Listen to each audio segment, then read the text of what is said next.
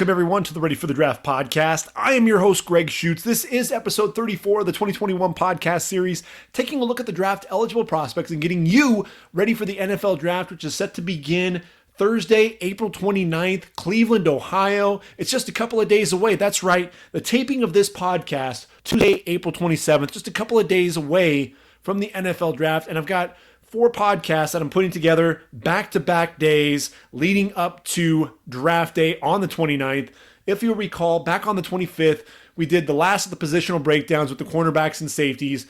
Now that we put that to bed, on the 26th, Monday, we actually took a look at the AFC and NFC East and the South, took a look at the draft boards, took a look at the team needs, and really took a look at my mock draft for the first 4 rounds, and really took a look who was going to come off the board when, and what really made sense for each of those franchises. So obviously we talked about Trevor Lawrence going to the Jags. We talked about Zach Wilson going to the Jets. But we also talked about who was going to come off the board with their second pick there in round number 1. Kwity Paye going to the Jags.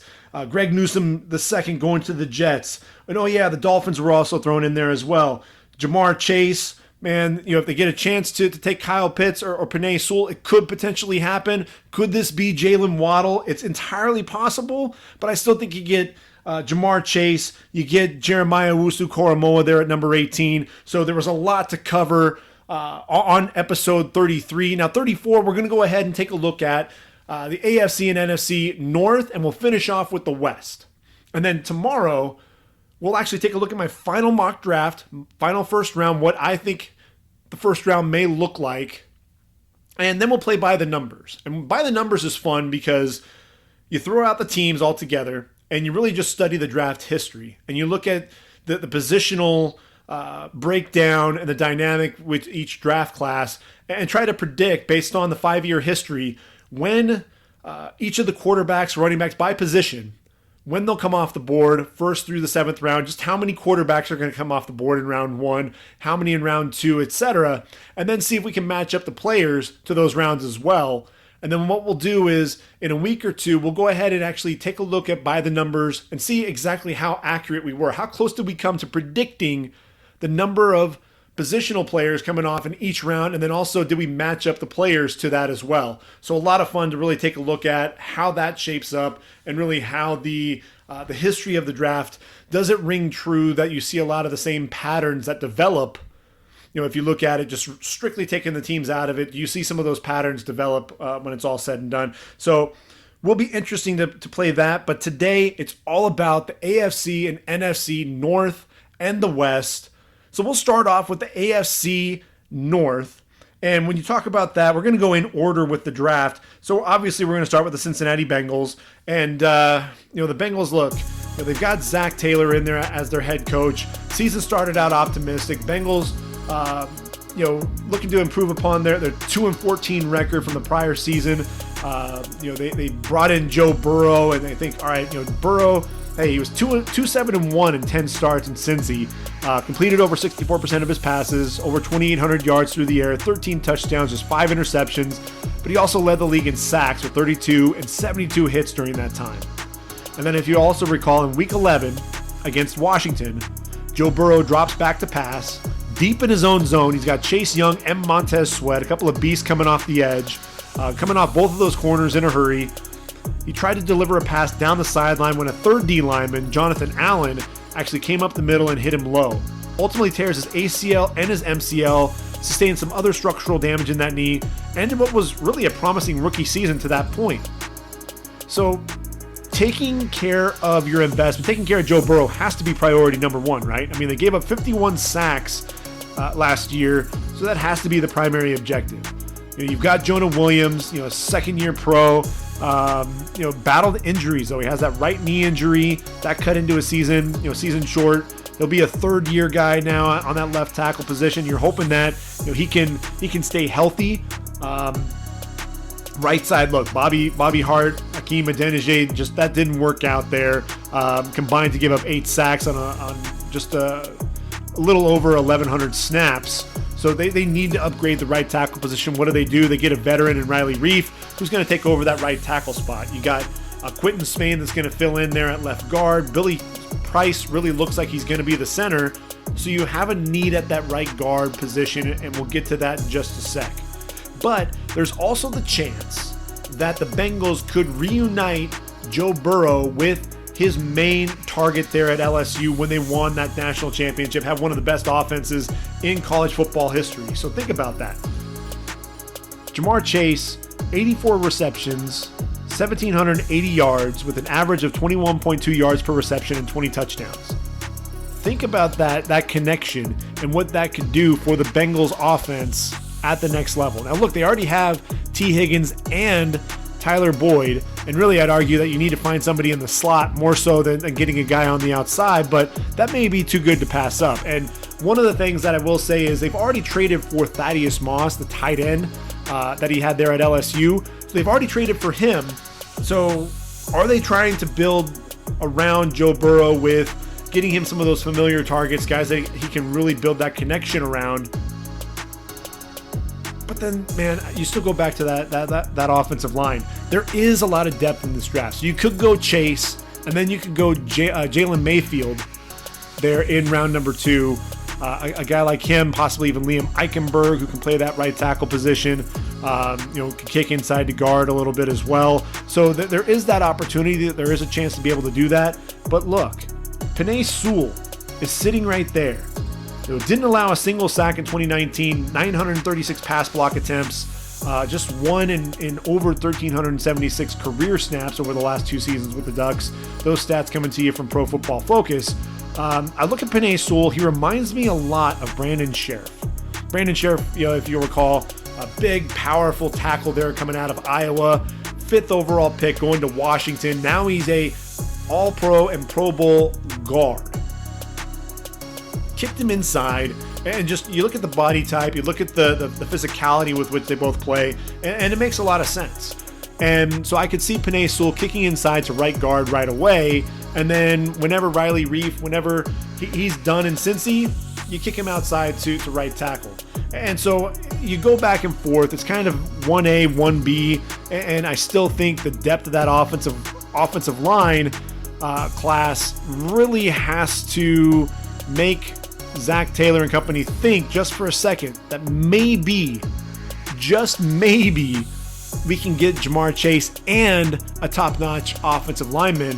But Penei Sewell, the top offensive tackle in this draft class, is kind of hard to go against that. So I'm sticking with Penei Sewell. That was my guy there in Cincy for quite a while, and then I went away from it, jumped on the Jamar Chase hype train, and I think Penei Sewell still has to be that guy there in Cincy. And what's funny is the draft Twitter community, I mean, they can be ruthless. They found reps of Penei Sewell tripping or losing his balance, not really sustaining his blots, and use that narrative for Sewell, saying, hey, he's got poor footwork and therefore not an elite prospect. But they miss all the reps where he fired out of his stance quickly, sets up in a hurry, proper knee bend, up on the balls of his feet, sliding quickly, effortless movement with good footwork, the ability to change directions, to pick up the secondary moves. If anything, you could argue that Sewell was dominant in spite of inconsistent footwork, which just furthers his draft stock because that footwork can be cleaned up at the next level. He's physical at the point of attack, tremendous power in his hands to jolt his man in front of him, and then shows that grip strength to really just drive his man back and sustain some blocks. And this is a guy, look, at 19 years of age, he wins the Outland Trophy, just 20 games under his belt. So I think he's just scratching the surface on his potential. And so since you get your tackle there in round 1, what do you do in round 2? Well, there is depth at the receiver class as well, and I think really that depth is going to be in round 3. So what you can do in round 2, there's a guy by the name of Gregory Rousseau out of Miami, 6'7", 265 pounds, and as a redshirt freshman, just racked up an insane number of sacks, 15 and a half sacks in his redshirt freshman season. He shows up in Miami as a 6'6", 222-pounder who was a defensive end, a safety, and a receiver in high school. Ends up playing defensive end, bulked up, put on 40 pounds, and suddenly was a force coming off that edge. Incredible length that he uses to his advantage, uses his hands, gets into the body of the tackle, drives his man back, has tremendous flexibility and bend. And you look at the size, you think of guys like Carlos Dunlap there in Cincy, and those are types of guys that really thrive in Cincinnati. And look, the Bengals, they've got 17 sacks. I mean, the league worst, 17 sacks. Just 3 players recording more than 1 sack. And to make matters worse, Carl Lawson's now with the Jets. Now, yes, you did bring in Trey Hendrickson. And Trey Hendrickson, look, good player, racked up 13.5 sacks, but he was playing opposite Cam Jordan. He needs to get another guy in this defense. And I think Gregory Rousseau falling out of round number 1. He's sitting there at number 38. You jump on him, you get your edge rusher, and now you can go ahead and focus on the receiver in round 3. You get into round 3, and I mentioned, Chase could be your guy, especially, you lose AJ Green, you lose John Ross, but I think you can also make the argument you're looking for a guy that could be a slot receiver more so than a guy on the outside, because again, you've got T. Higgins, had a promising rookie season. You also have Tyler Boyd. So then you introduce a guy by the name of Amon-Ra St. Brown out of USC, 6'1", 195 pounds. This guy, one of the most reliable receivers out there. Very sudden off the line, smooth with the route running, fearless over the middle. He's so intelligent, understands route running, understands where he needs to be on the field to get open. Finds openings in the defense to make a play. Strong through contact when attacking the ball. Look, his dad was a former Mr. Olympia. I mean, this guy was built for football, built for the weight room as well. Dynamic in the slot, but can also line up on the outside. Racked up a 1,000-yard season as a sophomore with the Trojans, and then his 41 receptions in 2020 led the Pac-12. So this is a guy who can be a key weapon for Joe Burrow, and I think when you look at it, you put him in there with T. Higgins and Tyler Boyd. You get Amon-Ra St. Brown, who can be that possession receiver, and he uses those smarts to outthink the defense. And again, if the quarterback is in trouble, if Burrow's going to be in trouble, his safety blanket a lot of times is going to be Amon-Ra St. Brown, because he just knows how, coming back to the football, he knows where he needs to be for his quarterback. And look, this guy's cool. He's traveled he's well traveled, speaks I think 5 different languages. Again, his dad was Mr. Olympia, so this kid, there's just a lot of different layers to him, and I think that intelligence there, you see it out there on the football field. I think he'd be a steal there in round number 3, which then takes us to round 4. And when you're looking at round 4, I think they do need a defensive tackle. And when you look at the line, you talk about Cincy, Geno Atkins is no longer there. You brought in Larry Ogunjobi, and you've got DJ Reader. Mike Daniels was also brought in as well, but I think you need to get another playmaker there at the defensive tackle position. A guy that I really like is Bobby Brown III out of Texas A&M. The junior, he's 6'4", 325 pounds, and look, he's powerfully built, anchors at the point of attack, can generate a lot of push up front, playing with leverage. But he can also collapse the pocket from the interior, as evidenced by that 5.5 sacks that he had this past season. He's a guy that could come off the board in the 3rd round, but I think Cincy would love to get him there in round number 4. And he's a guy that, look, he can end up playing, either the 3 technique or at the nose. Just gives him some nice versatility there up front. And look, when you're only getting to the quarterback 17 times in 2020, you need to figure out something up front. And I think getting an edge rusher and getting a defensive tackle, that really starts shoring things up. You also take care of Joe Burrow and you get him another weapon. I just, that makes a lot of sense to me.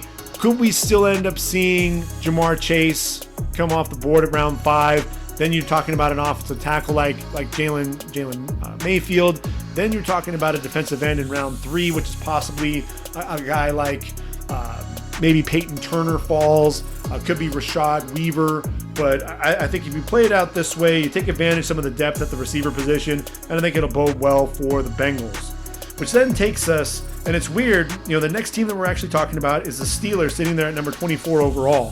The Steelers, unfortunately, didn't have the season that I think they would have liked. And they've got a lot of holes now that they have to fill. And unfortunately, they had to say goodbye to a future Hall of Fame center in Marquise Pouncey, which was definitely disappointing. They did get Juju Smith-Schuster back, but James Conner, the running back, is gone. Alejandro Villanueva, their left tackle, Matt Filer, their left guard, both gone. So that's 3 out of your 5 offensive linemen no longer on the roster. Bud Dupree's gone. And then this looks like it's probably going to be the swan song for Big Ben. So you have to figure out who's going to be playing under center, after this season. Is it going to be Mason Rudolph, who's really shown that he's best served as a backup? I don't know that he can shoulder the load. So the question really is going to be, who do you bring in? Is it going to be this year's draft, or is it going to be next? Or do they potentially look at a trade next offseason? Really going to have to see how all of that plays out.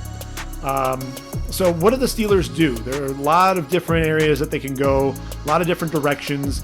Sitting here at 24, with that offensive line, could Elijah Vera Tucker fall? Could it be Tevin Jenkins that falls? That's a possibility for sure. Like I said, with Bud Dupree going to Tennessee, Azeez Ojulari, you could potentially team him up with Alex Highsmith and TJ Watt. But man, that running game. You think about the Pittsburgh Steelers, blue collar, they're going to grind the game out. When you think of the Steelers, you think of Franco Harris. You think of the bust, Jerome Bettis. You even think of Le'Veon Bell.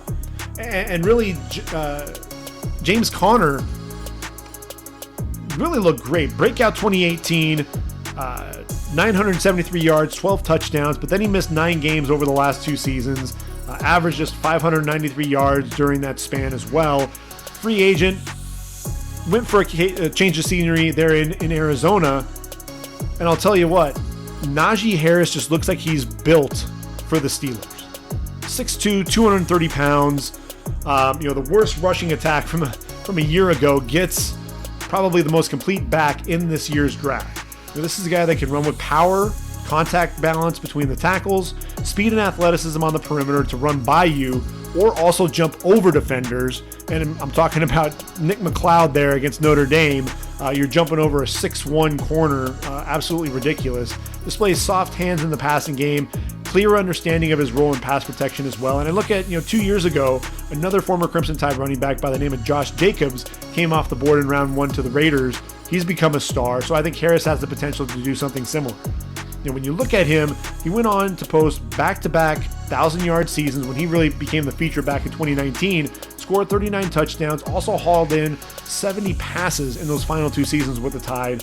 But 2020 was really what elevated him to be that clear-cut top running back in the class. Over 1,400 yards on the ground, 26 touchdowns, 43 receptions for 425 yards and 4 touchdowns, which was good enough to place him 5th in the Heisman voting to go along with winning the Doka Walker Award. Are you convinced yet that this is the guy that you need to really look at? But the soft hands and the ability to adjust to the football and the passing game was interesting. I think maybe the best example of those receiving skills were when the lights were brightest. 2021 college football championship game against Ohio State. Bama has the ball at the Buckeye 26-yard line with 9:06 to play in the second quarter. Mac Jones back to pass with a free rusher in his face, floats a pass up to Najee Harris, who's running a wheel route up the left sideline. Catches the ball behind him with his right hand, secures the football with his left. Then with that momentum heading toward the sideline, is able to maintain his balance, put his foot in the ground, cut back inside of an over-pursuing Tuff Borland at the 11, then gets to the 3 and leaps over Josh Proctor, who hit him at the goal line.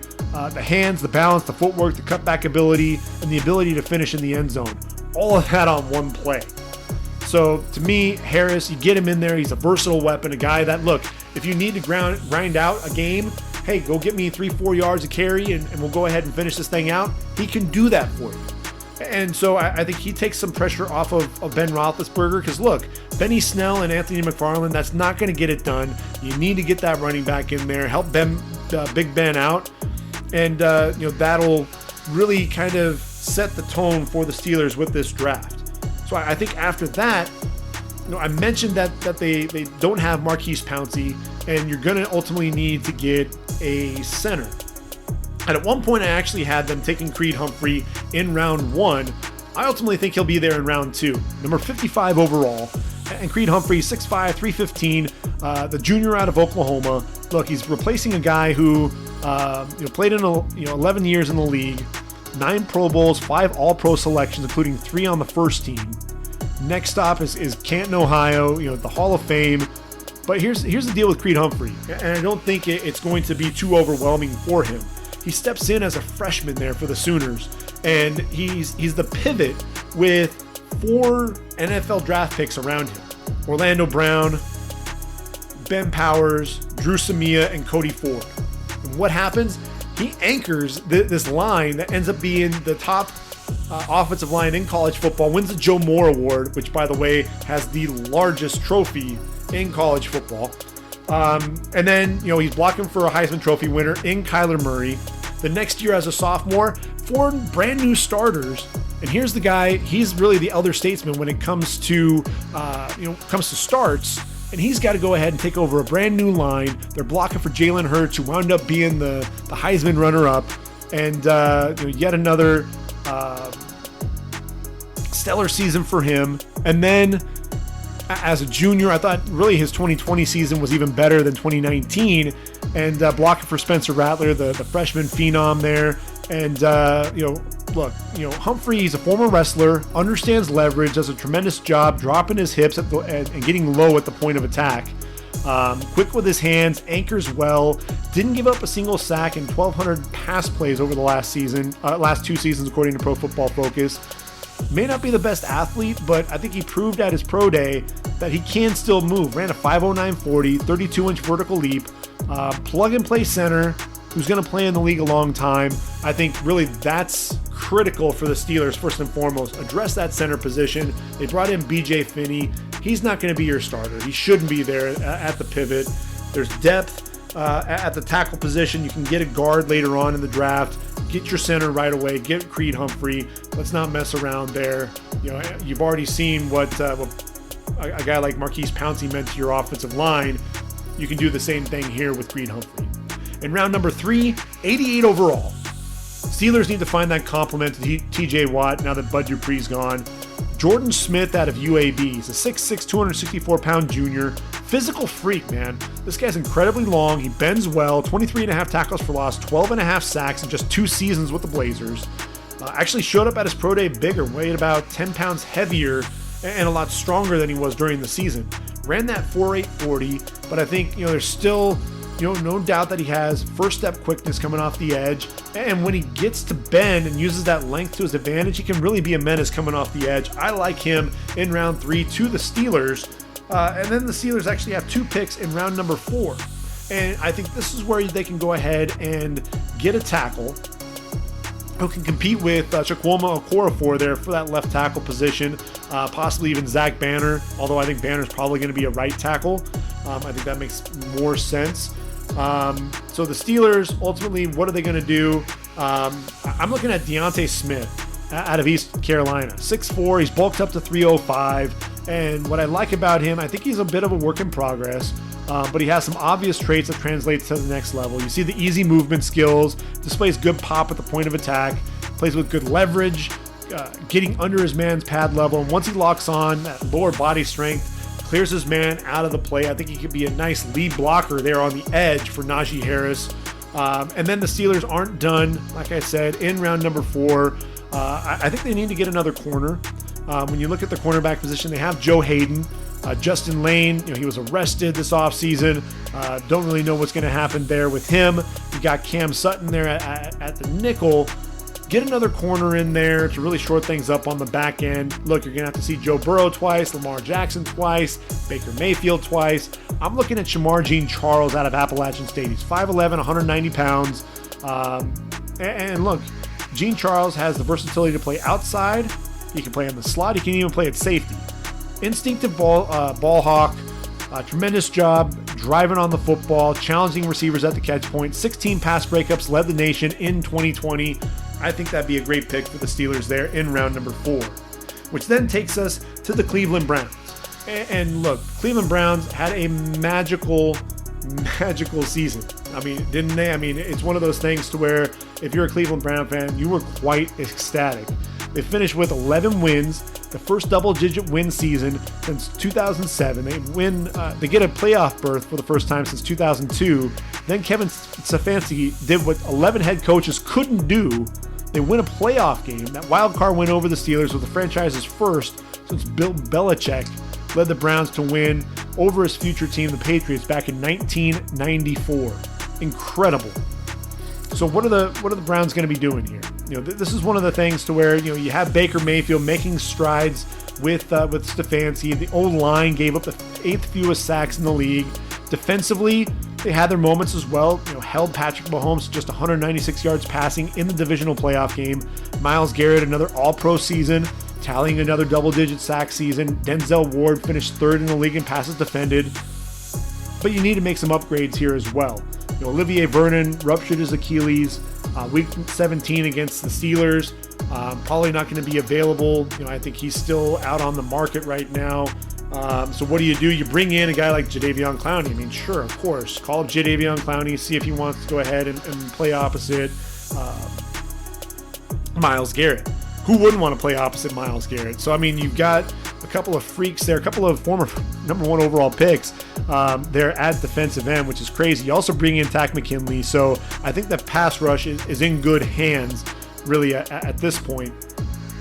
So I think you can turn your head somewhere else. No longer, are you looking at a guy like Jalen Phillips here. But the Browns do need help at linebacker. Their middle linebacker, B.J. Goodson, a free agent.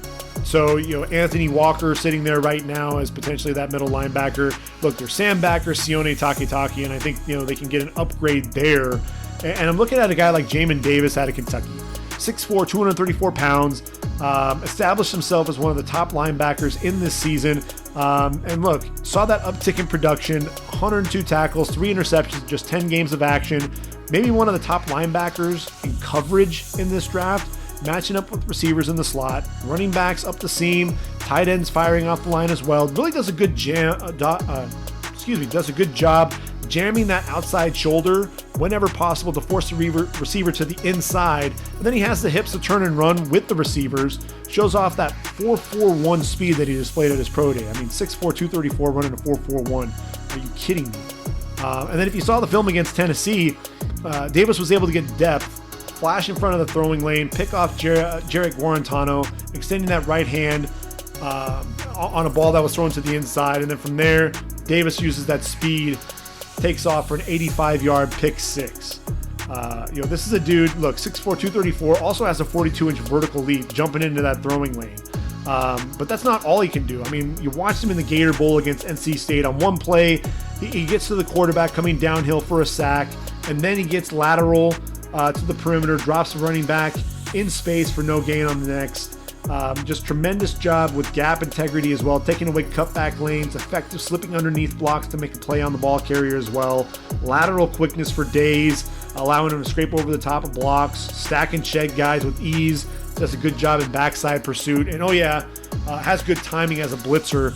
Comes downhill in a hurry with bad intentions as a physical tackler as well. Has a motor that never quits. And, if you allow him playing sideline to sideline, you get that athlete behind guys like Myles Garrett and Jadeveon Clowney. I think you really start to get some things there, and you really get some of that production out of that linebacker position that I think you were kind of lacking last season. So you move on to round number 2. And in round 2, they're sitting there at 59 overall, and I think they need to go defensive tackle. They brought... They don't have Larry Ogunjobi anymore. They've got Jordan Elliott and Andrew Billings. Malik Jackson's on the roster as well, so they brought him in. But I don't think that that's really going to get it done up front. You need to get another defensive tackle.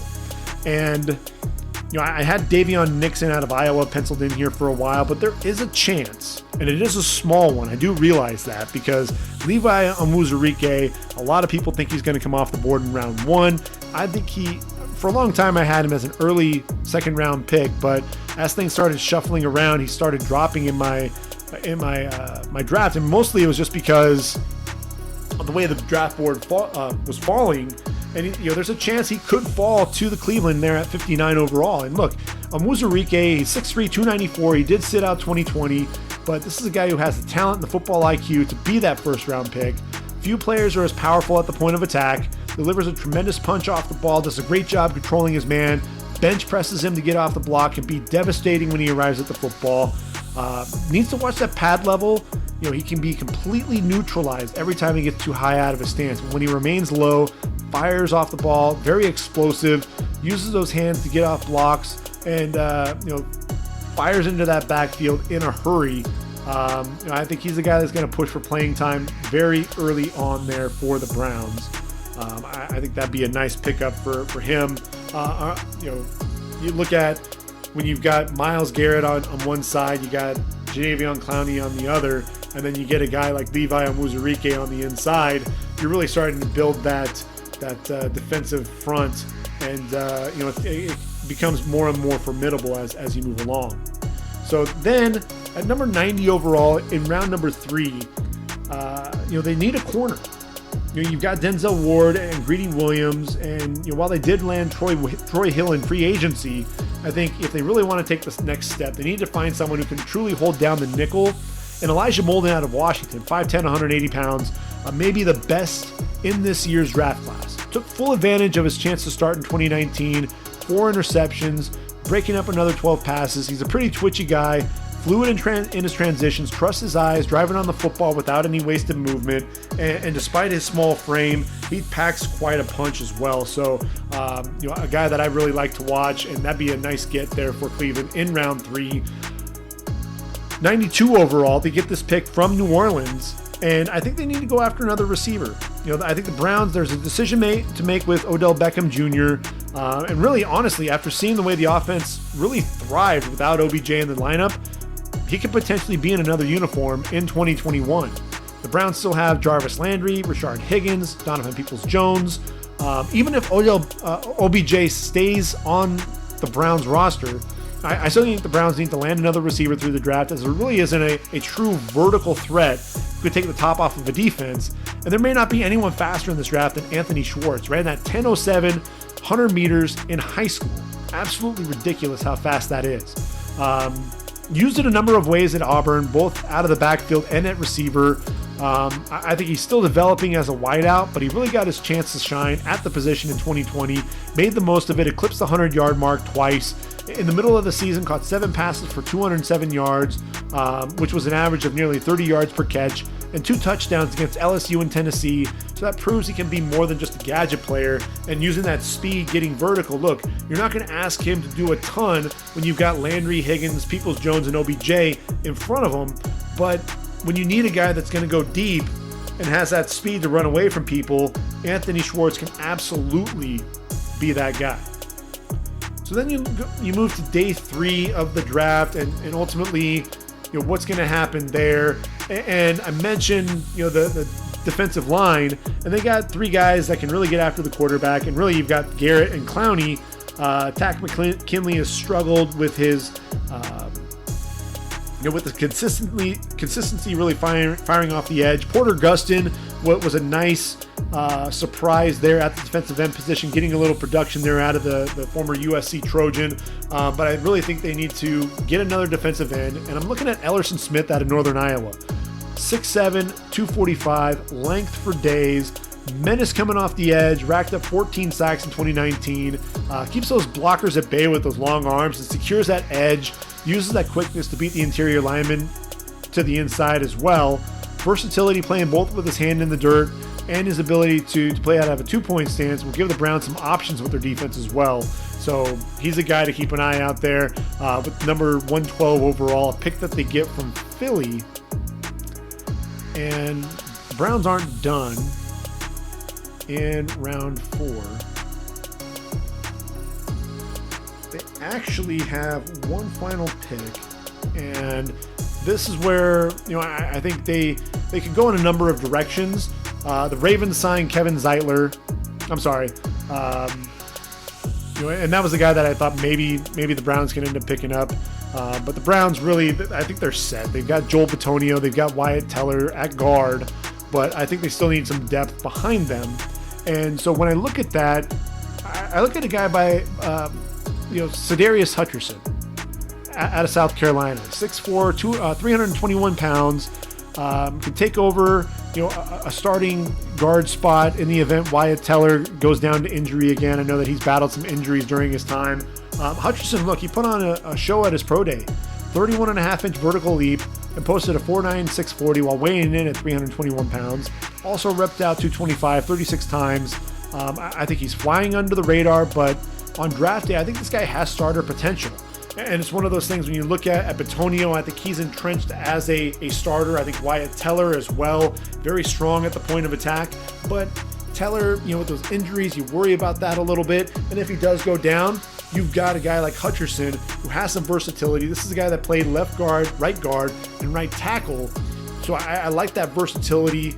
Can play anywhere along the interior of the line. Can also fill in at right tackle if Jack Conklin goes down. He's been bit by the injury bug as well. So I like Za'Darius Hutcherson. Gives them some versatility there in round number 4. So that's the Cleveland Browns, which is going to then take us finally to the Baltimore Ravens. And the Ravens, look, they traded away Orlando Brown, and we know what happened there. After he got a taste of playing that left tackle position when Ronnie Stanley went down to injury, he announces on Twitter that he's a left tackle, and ultimately he wants to look for a trade, and ultimately he is traded to Kansas City. So now Baltimore has the 27th and 31st overall picks. So you think, well, the Ravens are absolutely going to target a tackle then, right? Wrong. They actually are likely to sign Alejandro Villanueva, which is absolutely insane. I mean, and nothing's actually been announced yet. It's likely going to happen after the draft. Again, it's absolutely nuts. Jamison Hensley for ESPN reported this on April 23rd, just a few hours after the deal was done with the trade, that they're going to sign Alejandro. So you've got Stanley on one side, Villanueva on the other side. You're really taking care of Lamar Jackson and also helping out that running game. What's going to happen at 27? I think you have to target a receiver.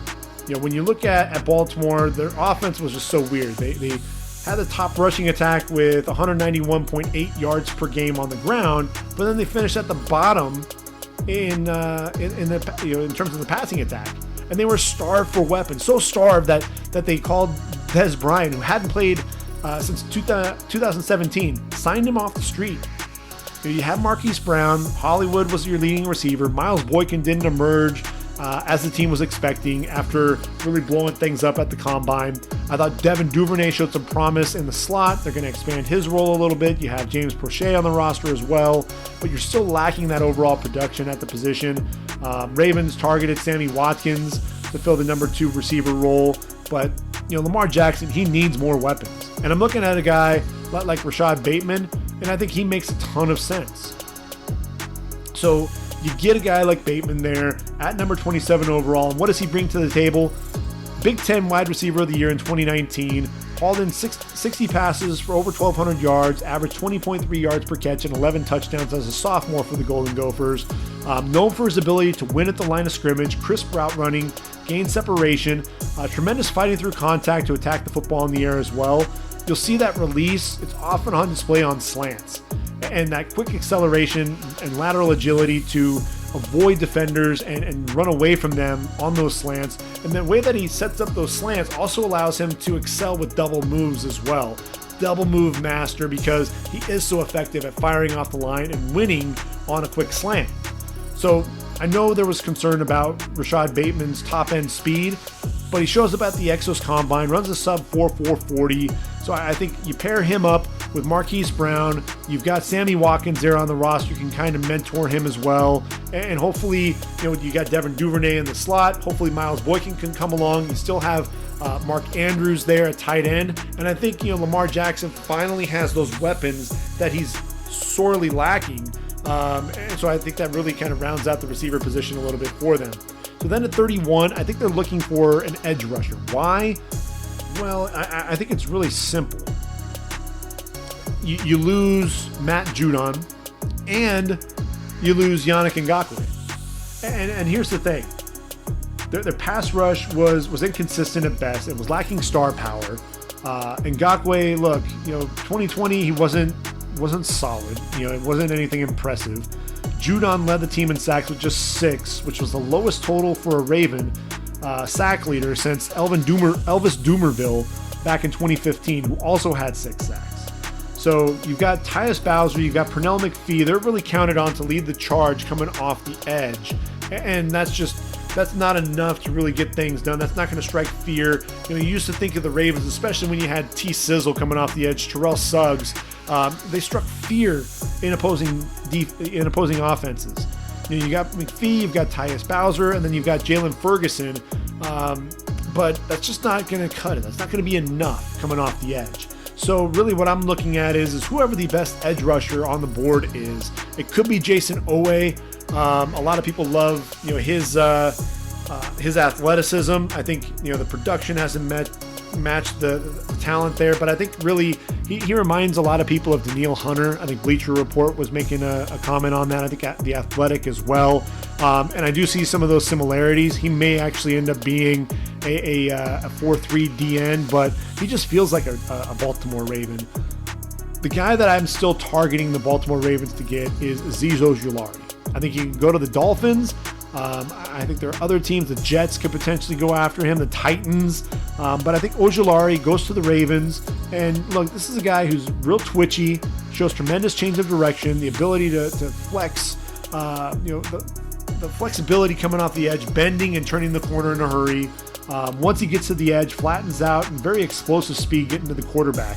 If you saw that game against Cincinnati in the Peach Bowl, that 3-sack performance, you know what I'm talking about. Finished 2020 with 9.5 sacks, including at least 1 in 3 of his last 4 games. So really building off of that momentum that he had coming into the end of the season. Not only is he able to bend off the edge, but he also shows good hands to slap the offensive tackle's hands down and rip through on his way to the quarterback. And once he arrives at the quarterback, he's not just looking to bring him down. He's looking to make a play by going for the football, which separates him from a lot of the edge rushers as well. That athleticism also allows him to maintain inside leverage against the run, takes away some of the cutback lanes while spilling the running back to the outside. Not really expected to drop into coverage much there for Georgia, so he's going to need to continue to develop there, but he'll be a situational pass rusher and a guy that I think has a lot of upside because of that athleticism. So now the Ravens, they traded away their second-round pick to the Chiefs, but that ultimately allows them to pick up a couple of picks there in round number 3. So that's where we're ultimately going to head with this analysis. And really, when you look at Baltimore, they actually traded away their pick at number 91 to Minnesota, but 95, they get a pick from Kansas City, and Jamar Johnson out of Indiana, the safety, 6'1", 197 pounds, the junior. Now look, the Ravens, they had a pair of solid but unspectacular safeties in Deshaun Elliott and Chuck Clark. I still think they need a playmaker on the back end. And here's the thing with Jamar Johnson. He improved that draft stock in 2020, saw him become the first Indiana safety to be named first team All Big Ten since Eric Allen in 1996. I mean, think about that. Displays extremely good instincts, reading the quarterback's eyes, timing his breaks on the football to make a play on the ball. Wound up picking off 4 passes, including 2 of those against Justin Fields. Broke up another 4 in 2020. Also showing that he's not afraid to play around the line of scrimmage against the run and as a blitzer. Rarely out of position. Very quick with his transitions. Will close in a hurry and off coverage. I think Jamar Johnson is a guy that could be starting early on for the Ravens there at the safety position. So then the Ravens at 105, it's a compensatory selection. And, like I said, they're set at the offensive tackle position. They signed Kevin Zeitler at guard, as I mentioned earlier. That's a big win in free agency. But I think they need another guard. They got Bradley Bozeman, who played center at Bama. They can potentially kick him inside if they get a guy like Kendrick Green out of Illinois, 6'4", 315 pounds there in the third round. Now, Green wasn't the converted defensive tackle, but he can play multiple positions up front. I think the Ravens will love that versatility. Bends pretty well, that knee bend. Generates a ton of movement in the running game. Can climb to the second level, under control, looking for someone to bury. I like him. I like his power. I like his mean streak that he can play with. And I know that the Ravens will as well. He kind of fits what they're looking for, especially with that physical ground and pound that the Ravens like to play with. And then in round number 4, I was going back and forth in terms of what we might see. And that center position, they've got Patrick McCarry and they've got Bradley Bozeman, but I think you get another center in there to really compete with them. And I think Michael Menet out of Penn State, 6'4", 301, a pretty athletic center, could end up being that guy. Look, the Ravens, they can go in a number of directions with this pick. I think center is one of those. They need to continue to make sure that they're taking care of Lamar Jackson. They could go with another defensive end. You've got Derek Wolfe and Calais Campbell, but they could use another end there. Justin Madubuike, I think, struggled a little bit there at the 5 technique. So you could potentially see that happening.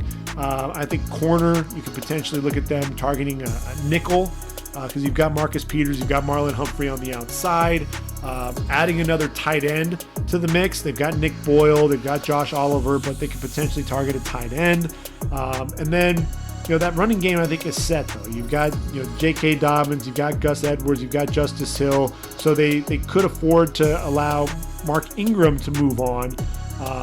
Don't rule out another receiver. I think that could potentially happen as well. So, I think the Ravens, they could also use another linebacker. I think whether it's an edge rusher or an inside linebacker, we could potentially see that move as well. But I think the Ravens are in a nice spot, especially getting that second first-round pick. They could really address that pass rush and the receiver position. Really like what the Ravens, are doing and how they're setting themselves up. So that's going to then take us to the NFC North. Detroit Lions, a franchise that I think is just starved for a playoff berth. Just starved for, can we just get a solid team out there on the field? And, Matthew Stafford was traded to the Rams. They bring in Jared Goff. They get a number of picks. They can go in a number of directions here at number 7. They finished with the 20th ranked offense, but also had the league's worst defense. 30th against the pass, giving up nearly 320 yards per game. To make matters worse, Everson Griffin is gone. There really isn't a sure thing as an edge rusher like Chase Young from a year ago. Kwity Paye could potentially garner some consideration here. Pro Football Focus put out an interesting stat. They noted that none of the 5 linebackers that saw significant sacks received a grade over 65. So I'm looking at Micah Parsons. He can get a long look here as well. But ultimately with Detroit, look, Kenny Golladay is now in New York with the Giants. Marvin Jones is now with Jacksonville.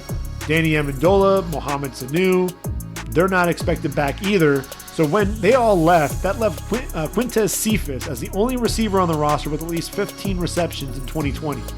So they did sign Rashad Perriman and Tyrell Williams. Neither of those guys, though, they're good possession guys on the outside, but neither can stretch the defenses in a way that Jalen Waddle can. So having that reliable downfield weapon for Goff, it's going to be critical for success, and I think he can end up really handling things there on the outside as a number 1 receiver. One other thing to really think about, though, is I know Dan Campbell, Brad Hopkins are going to look at, hey, we could potentially get a cornerstone of our offensive line. I think you look at a guy like Penei Sewell, could potentially end up taking over that right tackle for him if he's there on the board. If he's gone, you could potentially see Rashawn Slater come off the board here as well. Really get that offensive line shored up, take care of Jared Goff, and then take advantage of that depth at the receiver position later on. But I honestly think Waddle's going to be the guy here. If he doesn't go to the Dolphins at number 6, and the only reason why he's going to the Dolphins at 6 is if Jamar Chase ends up being the pick there for Cincinnati at number 5. But look, Waddle was the quote-unquote 4th receiver in 2019 in a receiver room that had Henry Ruggs III, Jerry Jeudy, and Devontae Smith. But he seemed to really be the most explosive guy out of that group, and I think he really is. 2020 had 26 passes hauled in for 591 yards, 21.1 yards per reception, and 4 touchdowns. 2 of those touchdowns going for 80 yards or longer.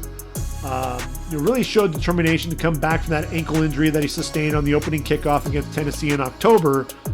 Made it in time for that national title game. Wasn't really much of a factor, but still was able to battle back, which I thought was tremendously impressive. He's also going to be a factor in the return game.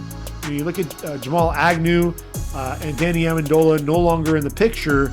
Waddle, he's returned 2 punts and 1 kick for a touchdown in his 2 seasons with Bama. So, that suddenness and his ability to make cuts up the field without losing any speed, I think he can really be a difference maker and give Goff a legit vertical threat.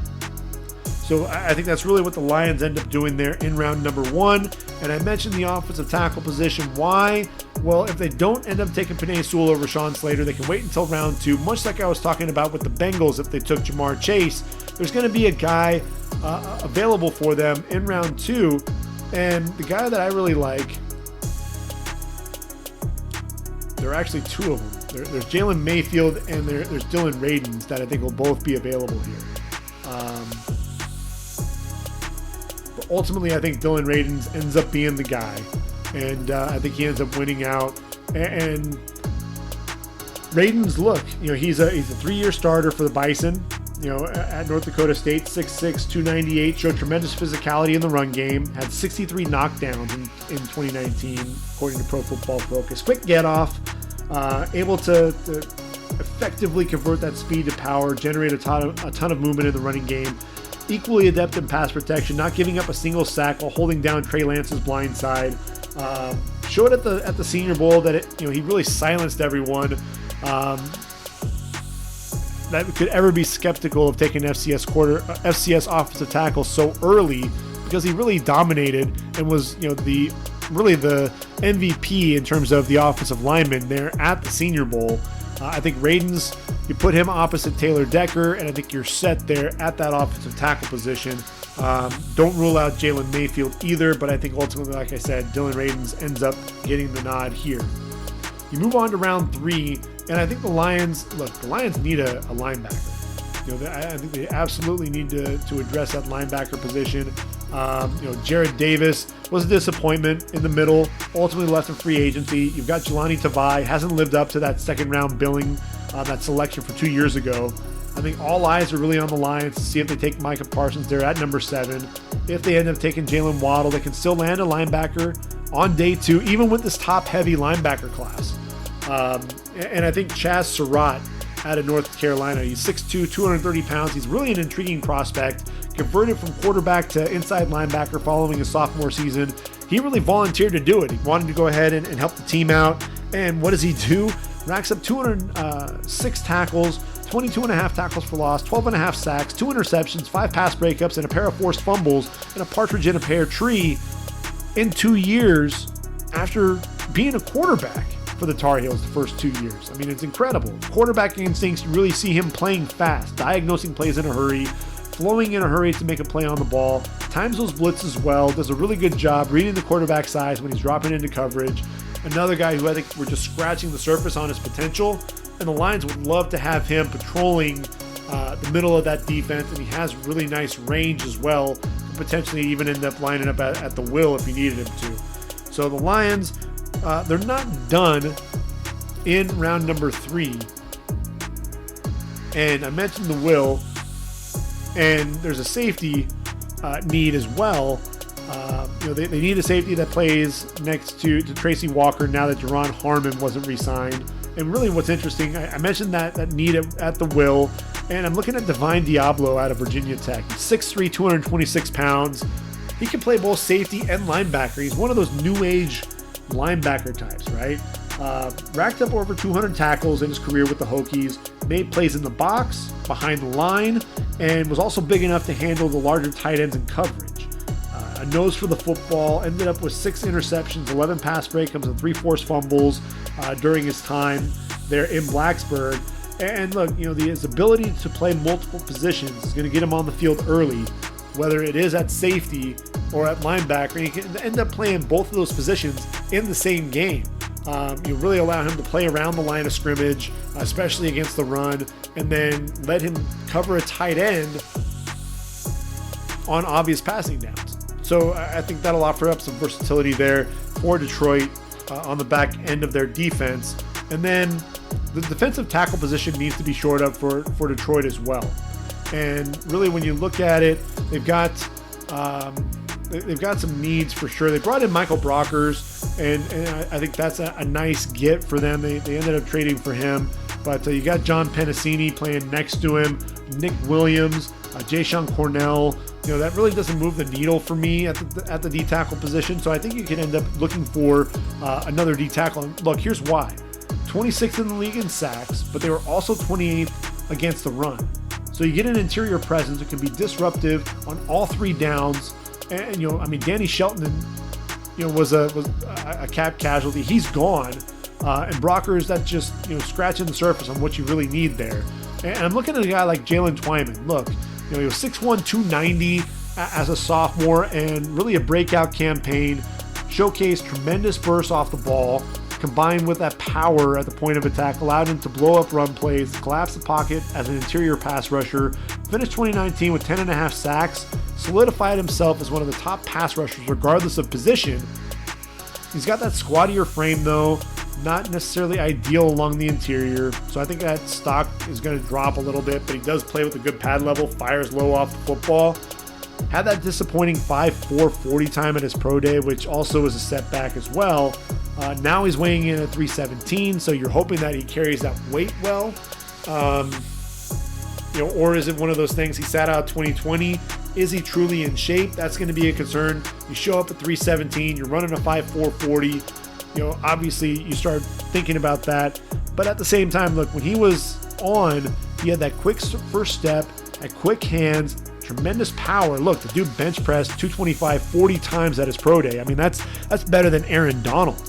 And these guys both played at Pittsburgh. He's definitely not Aaron Donald, not even close, especially when he's running a 5.4 40. But I love the burst. I love his ability to collapse the pocket. I love his ability to also, show that power up against the run, blowing up those run plays, driving his man into the running back a lot of times. I think he could be worth the risk at this point in the draft for Detroit to get that defensive tackle who could potentially take care of a shoddy run defense and can also help put pressure on the quarterback. So we move on from the Lions. And what's interesting, you've got the Vikings sitting there at number 14 overall. And the Vikings, it's kind of an interesting haul. There's a lot of questions on where they're going to go, and there are really two positions that I think they could be addressing with this pick. And it's difficult to really pinpoint which direction they're going to go. They tried to beef up their pass rush, bringing in Yannick Ngakoue. He got 5 sacks in 6 games, but then he was traded to Baltimore, so it didn't really work out for him. And they had already lost Michael Pierce, Eric Kendricks, Anthony Barr to COVID or injury.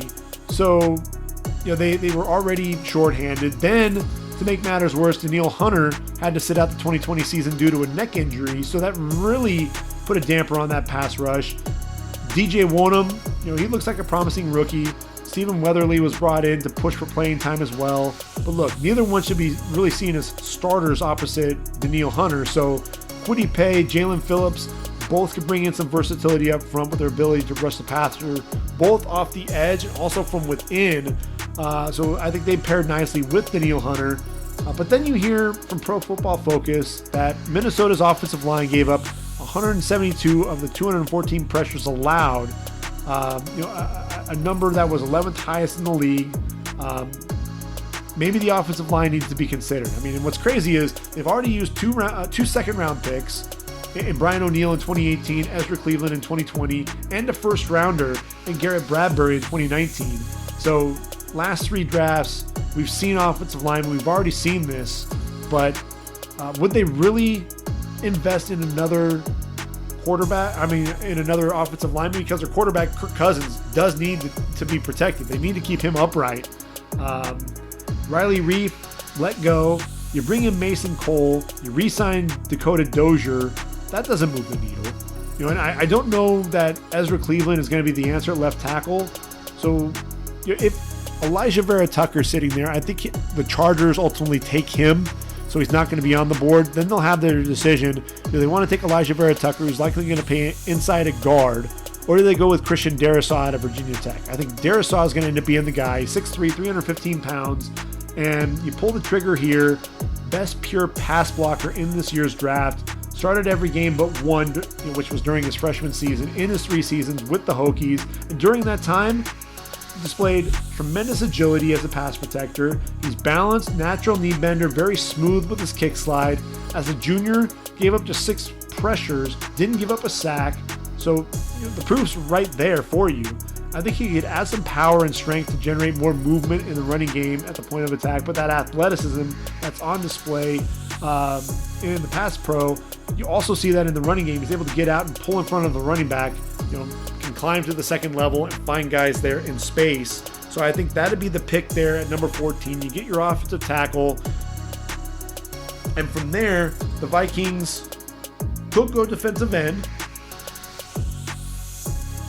but they won't have a pick in round number 2. They traded that away.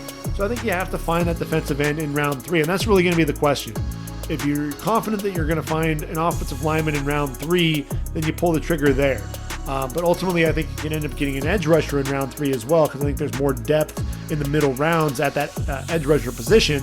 And I'm looking at a guy like Peyton Turner, another guy who has tremendous size, like Danielle Hunter. He's 6'5", 270 pounds, played out of Houston. Intriguing prospect for sure. Very quick off the ball. He bends well for his size. Tremendous speed to the quarterback. Moves well laterally. Nice change of direction. Wins with power as well, which allows him to work in as an interior pass rusher. And in just 5 games in 2020, racked up 10.5 tackles for loss and 5 sacks. The production just can't be ignored. I think that'd be a nice pickup for the Vikings there in round number 3. And look, the Vikings aren't done in round 3. They've got another pick there, and that's going to be at 91 overall. And look, the Vikings, you're going to see them a lot. 10 draft picks in the 2021 draft. 19 overall they get from Baltimore. And look, they signed Xavier Woods to play alongside Harrison Smith, but both are going to be free agents at the end of the season. I think Minnesota needs to bring in another safety. And I'm looking at Javon Holland out of Oregon, 6'1", 196. He sat out 2020 as well. But look, I think he needs to be on Minnesota's radar because of his position versatility. He has experience at both safety positions, also has some cover skills, can line up in the slot, take out those slot receivers, shows off impressive instincts and ball skills. 9 interceptions in 2 seasons there for the Ducks. Also a dynamic weapon in the return game as a punt returner, averaging 15.3 yards per return in 2019. Makes a ton of sense for the Vikings to go after a safety there in round number 3, especially if they can land Javon Holland, who has a chance to end up being a second-round pick when it's all said and done. So the Vikings, you're going to see a lot of them. I mentioned that you're going to see them a lot in the draft period. You're going to see them a ton in the 4th round. Why? Because they've got 4 picks. They could potentially package them and move up, but if they stay where they're at 120 overall, they selected Justin Jefferson last year with the 22nd overall pick. He and Adam Thielen really give Kirk Cousins a lethal duo, but they're lacking a true number 3 wideout. And I'm looking at Austin Watkins out of South Florida. Might be a little early to take him, but at 6'3", 210 pounds, I think he's one of the more underrated prospects in the draft. Could easily come off the board on day 2, in my opinion. Big play threat for USF. In 2019, as a junior, racked up over 1,000 yards, averaging 19.2 yards per reception during that time. Good size, good length, can get vertical, and is going to win those contested catches more often than not. So I would love to see that pick happen there for the Vikings in round number 4. I'm also looking, I mentioned that they re-signed Dakota Dozier, but he struggled in 2020. Jury's still out on whether or not Ezra Cleveland is going to be playing out of position or not. I think they can add a guard, at least provide some depth, and potentially take over a starting spot. And I'm looking at Ben Cleveland out of Georgia, 6'4", 314 pounds. And what's interesting about Cleveland, he established himself as one of the better guards in the SEC. Started 25 games, but look, he was a constant presence for the Dogs up front because he played in 51 career games. And you saw right out of the gate, this is a big physical presence at that guard position, tremendous power in his hands, lower body strength to really help him latch onto defenders and then generate movement in the ground game. Also able to anchor in pass protection. Cleveland thought he had a chance to break the bench press record at the Combine, but the 30 reps at his pro day fell well short of that 49 rep record, but still has that power. You still see it when you watch the game film, and that's good enough for me. Tremendous athleticism. Ran an unofficial 4.85 40. Could be a day 2 guy for sure.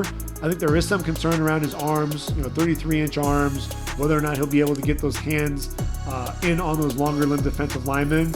But I really think Ben Cleveland could be a guy that can end up taking over one of those inside interior lineman position there for Minnesota. Dakota Dozier seems like more of a rotational guy than anything else. Ben Cleveland can end up taking over that starting spot when it's all said and done. So the Vikings, again, I mentioned they have another draft pick, and that's at number 136 overall. This one they got from Buffalo.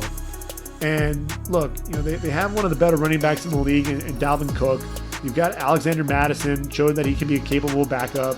But I think Minnesota also needs a versatile back who can also catch the football out of the backfield. And I'm looking at Jamar Jefferson out of Oregon State. He's 5'10", 217 pounds, rushed for just under 3,000 yards for the Beavers, scored 27 touchdowns in 3 seasons, hauled in 43 receptions as well. And look, a lot of people wanted to beat him up over his speed. You didn't really see it until they played the Ducks this year. And this is the guy that was running away. He was splitting defenders on the back end of that Ducks defense and running away from them. That acceleration really came into play there. So I think this is the guy that has some of that longer speed than people were really giving him credit for. And I think he's a guy that can add a different dynamic there to that offense. And then finally, pick number 144 overall. It's a compensatory pick. We finally get to the end of things, and I know that they continue to need to get a pass rush together, and we've already talked about them taking a defensive end. But I think there's a linebacker that's out there that they could also target. A guy that can play in space a little bit, has some pretty good length, and that's a guy by the name of Charles Snowden. And Snowden played at Virginia, and he's 6'7". I mean, that's the thing. He's got tremendous length, 6'7", 240 pounds. A guy who has 30 and a half tackles for loss, 15 sacks, including 11 in the last 2 seasons, to go along with 21 tackles for loss in the last 2 seasons as well. 15 pass breakups, tremendous length for a guy this size, for a linebacker. And I think he's a guy who can play in space. I think a lot of people are really confused. Should he be a defensive end? Should he be a 3-4 outside linebacker? I actually like him as a potentially even a Sam in a 43 defense. I love the length. I love his ability to play in space. I love his ability to drop into coverage. He can rush the quarterback. I like that versatility, and I think it makes sense. And I think the Vikings, look, they also need help at the will. With Ryan Connolly there. What's the long-term future of Anthony Barr going to be like at that Sam backer? But you get a guy who can handle coverage and a guy that can rush the quarterback a little bit as well and take some of that pressure off Hunter and Peyton Turner. So I really like that pick at the end of round number 4. So that's the Minnesota Vikings. We've got a couple more here in the North. And so the next pick is going to be the Bears. And so the Bears,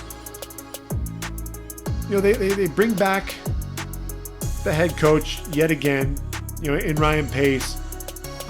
Matt Nagy. They also bring back their GM in Ryan Pace. And these are 2 guys that really need to figure out a way to get this team back to the playoffs. 8-8 record, not good enough. They're brought back for 1 more year. They've been doing everything they can to try to pry Russell Wilson away from the Seahawks. Haven't been able to get it done. Right now, the duo of Andy Dalton and Nick Foles really uninspiring there at that quarterback position. I think they need to make a huge move on draft day. And I'm predicting that Chicago, a team that nobody's really talked about, is going to trade up and get Trey Lance. 6'4", 228 pounds out of North Dakota State. This is a dude who has about as much upside as anybody. I mean, he threw 28 touchdowns without a single interception, rushed for over 1,100 yards, has deep ball accuracy, a guy that makes tremendous plays on the run. Reminds you a lot of Josh Allen in that way. 287 attempts in a season without an interception, set an NCAA record before throwing one, actually in the one game this year. But a guy that has the ability to manipulate the pocket. He's an athlete, a guy that can make plays. He's the new age quarterback, but he's played in so few games. He's a redshirt freshman, season that was just spectacular. 1 game as a redshirt sophomore. He needs time to develop. And I think ultimately what you have there with Andy Dalton and Nick Foles, you've got 2 bridge quarterbacks there, guys that he can really learn from and draw from. I think it makes a ton of sense to me. Yes, they need offensive line help. Yes, they need a receiver, but good news is you have depth at both of those positions. So Chicago, what are you going to do after that? Well, I think in round 2, you get your tackle. Charles Leno, he's been a fixture on that line. Could be a cap casualty. Even if he stays, they need to replace Bobby Massey at the right side. Brady Christensen out of BYU is a guy that I thought really looked good throughout the season. He was one of the more consistent offensive linemen. Ended up, winning some All-America honors in the process. He's 6'6", 300 pounds. The junior gets out of his stance quickly. Low pad level. Good lateral quickness. Look, he ran a 4.89 40 at his combine, which is just as fast as Tristan Wirfs was a season ago. 34-inch vertical leap, just a couple of inches shy of what Wirfs posted as well. So athleticism for days. I think he can play on the right side, easily there for the Bears, fill in for Massey, or if they end up letting Charles Leno go, he can line up over there at the left tackle position. So I think that makes a lot of sense. So Bear fans, what are we going to do in round number 3? Well, I actually like a safety. And Tashawn Gibson, he's a free agent. You look at Eddie Jackson, playmaker. You need a guy who's physical. And James Wiggins out of Cincinnati, 5'11", 209, fluid in coverage, very intelligent. This is the guy that is going to set your defense on the back end. But he tore that ACL at the beginning of the 2019 season. Then he rehabs the injury in just 5 months, tears the meniscus falling down a flight of stairs. Really a freak accident. Posted a 4.44 40 at his pro day, 38-inch vertical leap, repped out 225, 20 times in the bench press. If he can stay healthy, I'd like him there with the Bears, pairing with a playmaker like Eddie Jackson. So I think that makes a ton of sense there for the Bears in round number 3. And then they don't have a pick in round 4. They traded that to Minnesota, number 126 overall. So I think the Bears, they could still need a receiver, and that's one of the things that I think they could end up targeting instead of a safety. But again, there's depth at that receiver position in this draft class, so they can wait and pick one up later on in the draft. So finally, you get to the Green Bay Packers. And the Packers, you really have to think about things differently with them. I think with this new regime, Matt LaFleur leading the show, it's weird. Love was taken number 26 overall. They did something similar to what they did with Aaron Rodgers and Brett Favre. But when you look at it, the last time an organization took a skill position player on offense prior to Love was Aaron Rodgers in 2005. So it's not out of the realm of possibility that they take their first receiver in round 1 since Javon Walker in 2002. Devontae Adams, superstar at receiver, we know that, 114 receptions, 1,374 yards, and 18 touchdowns. Now the duo of Marquez Valdez-Scantling and Alan Lazard, though they had their moments, they combined for 66 receptions, 1,141 yards, and 9 touchdowns. And they also finished behind tight end Robert Tonyan and running back Aaron Jones in receptions. So I think really, Rodgers needs a legitimate weapon in the slot. Hasn't had one since Randall Cobb moved on. I'm looking at Elijah Moore out of Mississippi. In 2020, 86 catches, 1,193 yards, and 8 touchdowns in 8 games. Ended up being a Biletnikoff Award finalist. And look, against top SEC opponents, Alabama and Florida, caught 21 passes, 370 yards, an average 17.3 yards per reception against the Tide and the Gators. A guy that can attack you over the middle, a guy that can be a threat to go deep on every play, soft hands, reliable, 4.35 40. I think the Packers, at some point you got to take a receiver in round number 1, and just with this way this regime is, you have to think a little bit differently now for the Packers. I think that makes a lot of sense. Now in round 2, you need to find somebody that's going to partner up with Kenny Clark. Kenny Clark needs some help up front, some desperately.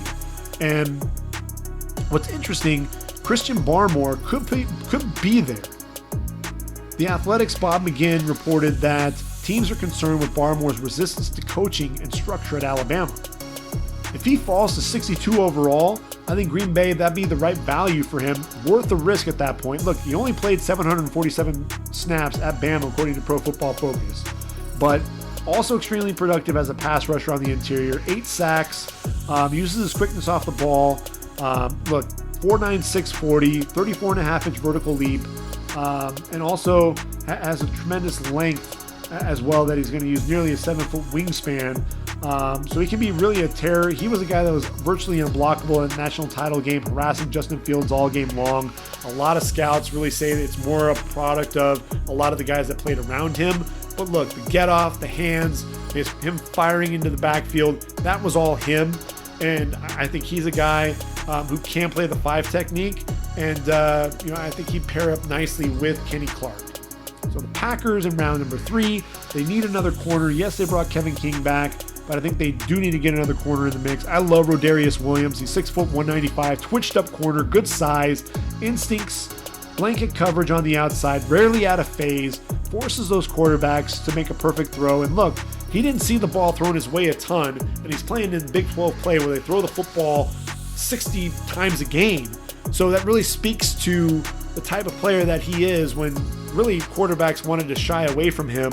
I like him in round number 3. I had him at one point coming off the board in round 2, but I think round 3 would make the right, really the right value at that point. At 135 overall, the Packers need a linebacker. I'm looking at Derek Barnes, 6'1", 238 pounds. 92 tackles, 8 going for loss, 3 sacks in his sophomore year as a linebacker. Then they say, hey, we need you at defensive end. Puts his hand in the dirt, 7.5 sacks, 11 tackles for loss in the process. Proved he can bend off the edge. Then he moves to middle linebacker for a senior season. Shows off the lateral agility, scraping over the top on run plays, fills gaps coming downhill. Then he shows up at his pro day, runs a 4.57 40, 37-inch vertical leap. I love the athleticism. Playing that inside linebacker position in Raheem Morris's defense, I think he's a guy that could end up, really shining there at inside backer for the Packers. And then they also need to get an edge rusher as well. And so I'm looking at Quincy Roche out of Miami, 6'3", 245 pounds. This is a dude had 30.5 sacks at Temple and at Miami. He struggles to get off blocks a little bit, so he's not going to be a guy playing with his hand in the dirt. He is a 34 outside linebacker at the next level, so that makes a ton of sense for me. So we're really kind of pressed for time now. We're going to end up running at that 2-hour mark if we don't speed things up. So we're going to jump really quickly into the AFC West. Broncos sitting there at the top, number 9 overall. They could go quarterback. A lot of people are talking about it, but I think Drew Lock is going to get another chance, especially when you got a guy like Micah Parsons sitting there, 6'3", 246 pounds. You haven't addressed the inside linebacker position. Josie Jewell and Anthony Johnson are free agents at the end of the season. Micah Parsons is a freakish athlete, a guy that can drop into coverage. He can rush the quarterback. People say, well, he gets lost in coverage. But look, he started off as a rusher, really a guy that was getting after the passer. He's developing as a guy that can drop into coverage. He has the athleticism to be able to do that. Still have 5 pass breakups in 2019. Tied for 4th in the FBS with 4 forced fumbles. Has a nose for the football. Yes, there is the issue with the hazing incident. Wasn't named as a defendant in that case. And, there was also a fight that resulted in a knife being pulled as well. But he's addressed that with the media. I like Micah Parsons there to the Broncos. Let him really run free there in Vic Fangio's defense. And then he can also get after the quarterback with Bradley Chubb and Von Miller. I think that would really give teams some pause when they think about dropping back to pass when you've got all of those guys teeing off and coming after you. So I think the Broncos do end up targeting a quarterback in round 2. Davis Mills out of Stanford, 6'4", 225, a guy that hasn't played a ton of games. So I know that's one of the things that you really look at. 13 games, posted 18 touchdowns, 8 interceptions, which is a bit of a concern, but he is a good athlete, ran a 4.58 40. What I really like about him is he's got the tremendous arm strength, ability to get the ball outside the numbers, throw the football down the field with ease, gets the ball out even before the receivers out of their break.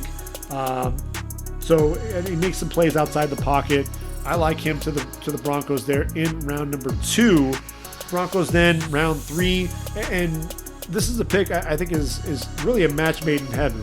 Another Stanford Cardinal, John Elway, alma mater, kind of makes some sense. Walker Little out of Stanford, look, 6'7", 320, the junior. Jawan James signed that 4-year, $51 million contract in 2019. Ultimately, look, 2019 missed that season due to an injury, sat out 2020 due to COVID. So there's some concerns about his presence on the field. Little was one of the top offensive tackle prospects in 2018, has that ACL tear in 2019. Then he sits out due to COVID. Appears to be 100% now. Offers some power in the running game and pretty good movement skills there in the passing game as well. So I like him in round 3. And then round 4, Broncos need to get another defensive end. They did bring Shelby back, Shelby Wilson, but I think they need to get one more pick there at the defensive end position, especially now that Jarrell Casey's gone. Oso Digizua, 6'2", 270 pounds. This guy's got freakish length, even though he's kind of undersized. I think he can play that 5 technique, tremendous power in his hands, gets those offensive linemen off balance at the point of attack. Really quick, violent player on the interior. I like him going to the Broncos there in round number 4. You move to the Chargers sitting there at number 13. This is really where things get interesting. I think the Chargers could end up going Darisaw. They could go corner, surprise people if J.C. Horn sitting there. I think it's Elijah Vera Tucker. I think Elijah Vera Tucker out of USC, 6'4", 315 pounds. He can play inside at guard. They have a definite need there that he can also play tackle.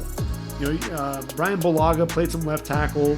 He needs to move out to right tackle. Trey Pipkins, you can't rely on him at the left tackle position. Like I said, there's a hole at left guard. He can play both of those positions. And look, when he played left guard in 2019 for SC, he was still their offensive lineman of the year. And that was on a line that included the 18th overall pick in the 2020 draft in Austin Jackson. I love the balance. I love his ability to fire off the line. Pretty clean tape for the most part in 2020 at the offensive tackle position. I thought Kayvon Thibodeau really exposed him there in Pac-12 play, or the Pac-12 championship with his the short arms, which makes me believe he's going to end up playing inside a guard at the next level. Number 47, Chargers need a corner. I mentioned that. They also need a tight end with Hunter Henry gone.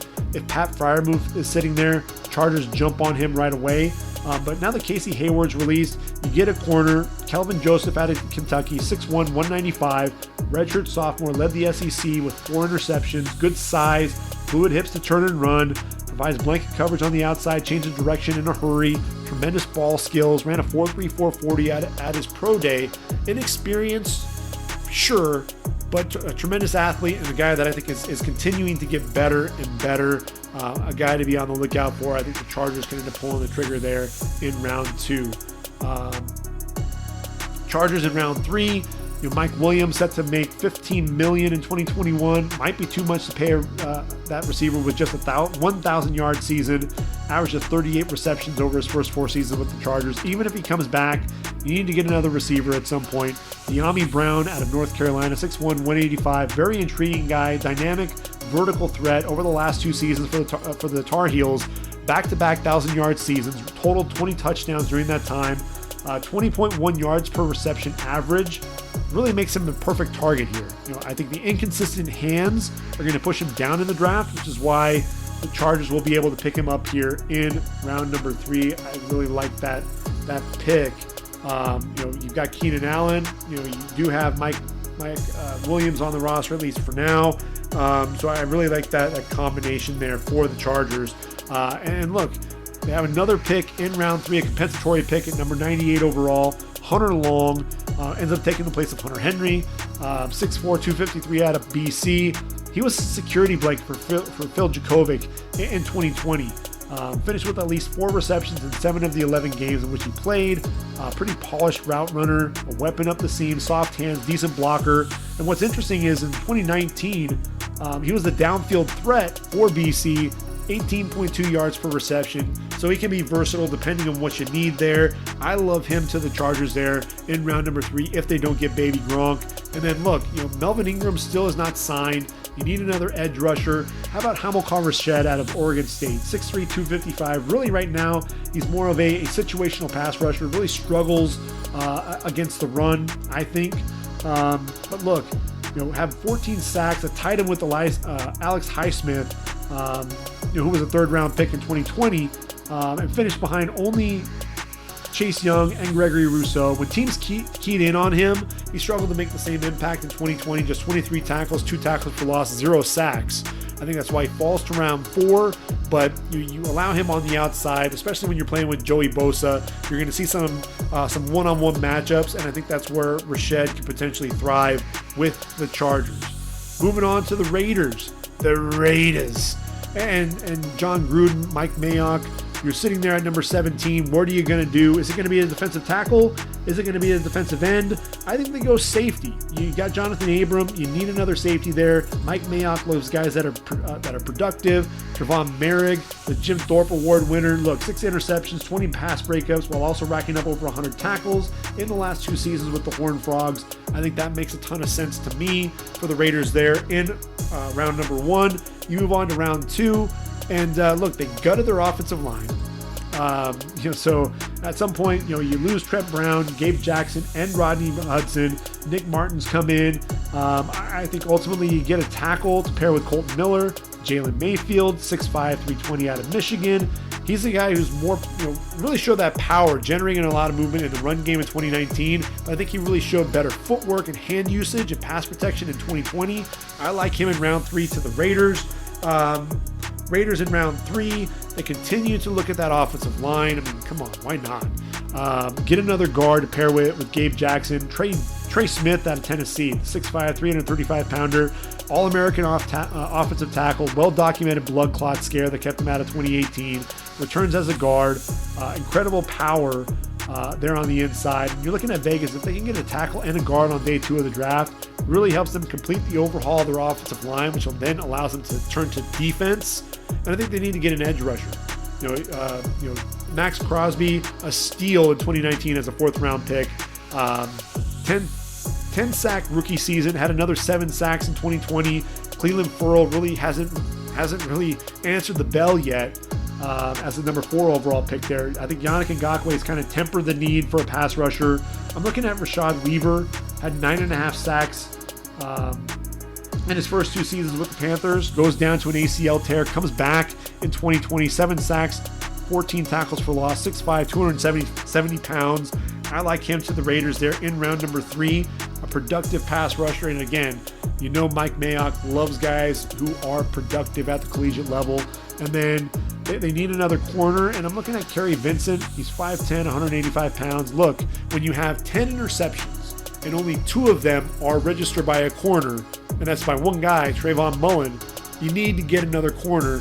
Kerry Vincent's a guy, he sat out 2020, has 6 interceptions in his career, a guy who has a nose for the football. He seems like a Mike Mayock type guy. I think they end up targeting him there. And then that moves us on to Kansas City. And look, the Chiefs ultimately weren't able to get it done against Tampa in the Super Bowl. They traded for Orlando Brown, which means they don't have a 1st-round pick, but they end up with a couple of 2nd-round picks as a result, though. And so with the Chiefs in round number 2, they no longer have to look at the offensive line, which then means I think they look linebacker, especially because they lost Damian Wilson. You've got Anthony Hitchens and Willie Gay. Add Nick Bolton to the fray there. 6 foot, 232 pounds, chase linebacker. 17.5 tackles for loss in his career, 2 interceptions, 14 pass breakups, over 200 tackles with the Missouri Tigers. He makes a ton of sense for them there. And then they need another safety. Honestly, they need playmakers in their secondary. Andre Sisco makes a ton of plays. He's a gambler.